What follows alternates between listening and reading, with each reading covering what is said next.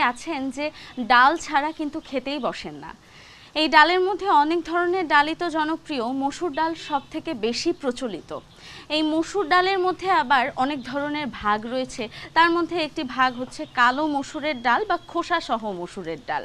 এটা অনেক জায়গায় পাওয়া যায় না, অনেক এলাকায় খুঁজলেও মেলে না, আবার চৈত্রের ফসল বলে অনেকেই কিনে ঘরে সংগ্রহ করে রাখেন।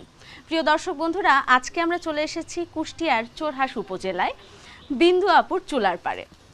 দর্শক বন্ধুরা, আজকে আমরা বিন্দু আপুর চুলার পাড়ে এসেছি তো বটে, এবং উনি রান্না করে খাওয়াবেন আজকে আমাদের গোটা মসুরের বা খোসাসহ মসুরের ডালের খিচুড়ি, এবং সাথে আরও অনেক উপকরণ দিয়ে আমরা খিচুড়িটি খাবো। অবশ্যই পুরো আয়োজন জুড়ে আমাদের সঙ্গে থাকবেন। আমি নূর এ জান্নাত সবাইকে স্বাগত জানাচ্ছি দীপ্ত টিভির চুলার পাড় অনুষ্ঠানে আজকের পর্বে। পুরো আয়োজন জুড়ে আমাদের সাথেই থাকুন।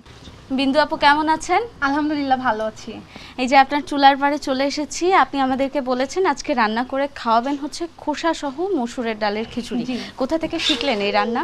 এটা আসলে আমার নানির কাছ থেকে শেখা প্রথমত, তারপর বাসায় আম্মু মামুনি সবসময় রান্না করে। আপু, তাহলে এবার রান্নাটা শুরু করে দিই। জি আপু। রান্নার শুরুতে কি করতে হবে? আচ্ছা, আমি প্রথমে এটা আপনি একটু ধরেন। হ্যাঁ হ্যাঁ, আমি ধরছি।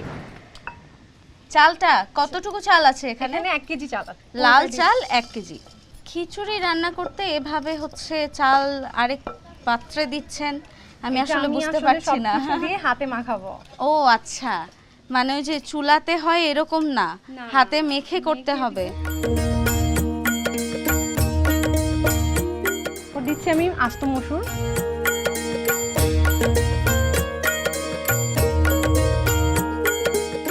পেঁয়াজ কুচি দেব, এবার রসুন দেন,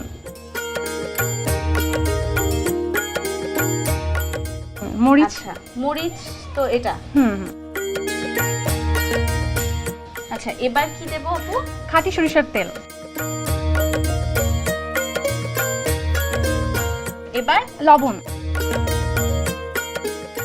আমি এখন এটাকে মাখাবো।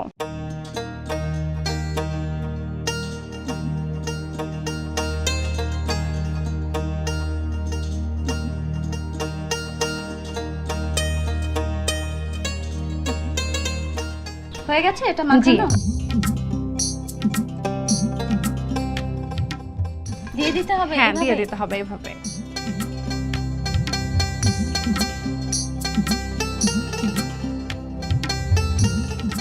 গরম হয়ে গেছে, আমি একটু নাড়া দেব? হ্যাঁ, আপনি একটু নাড়েন, আমি পানি দিই। আচ্ছা, ঢাকা দিয়ে দেব? জি। হয়ে গেছে? জি।